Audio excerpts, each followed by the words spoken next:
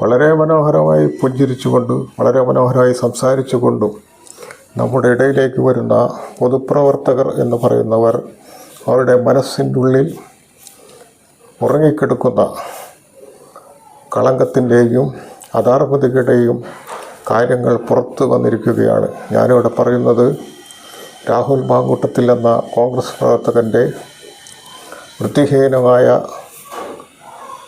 അരാജകത്വത്തിൻ്റെ ഒരു കാര്യമാണ് ഇവിടെ പറയുന്നത്. ഒരു പ്രസ്ഥാനത്തിൻ്റെ നേതൃസ്ഥാനത്തിരിക്കുന്നവർ മറ്റുള്ളവർക്ക് മാതൃകയാകുന്ന വിധത്തിൽ പ്രവർത്തിച്ചില്ലെങ്കിൽ ആ പ്രസ്ഥാനം തന്നെ ജനങ്ങൾക്കിടയിൽ സ്വാധീനമില്ലാതെ അധപ്പതിച്ച് പോകും എന്നുള്ള കാര്യത്തിൽ സംശയമില്ല.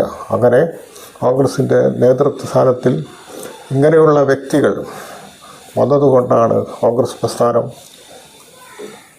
പിന്നിലേക്ക് പോയിക്കൊണ്ടിരിക്കുന്നത്. അവരുടെ പശ്ചാത്തലങ്ങൾ മനസ്സിലാക്കാതെ നേതൃസ്ഥാനത്ത്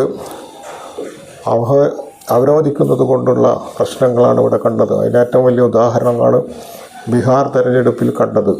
അപ്പോൾ നേതൃസ്ഥാനത്തിരിക്കുന്നവർ തീർച്ചയായും പാലിക്കേണ്ട ധാർമ്മികത പാലിച്ചില്ലെങ്കിൽ ആ പ്രസ്ഥാനത്തിന് തന്നെ അധപ്പതനം മാത്രമേ ഉണ്ടായുള്ളൂ. അതുകൊണ്ട് നേതൃസ്ഥാനത്ത് അവരോധിക്കപ്പെടുന്നവർ അവരുടെ പിന്നിലുള്ള ബാഹ്യമായ സാമൂഹ്യ പശ്ചാത്തലം കൂടി മനസ്സിലാക്കിയിട്ട് വേണം അവരെ നേതൃസ്ഥാനത്തിരുത്തേണ്ടത്.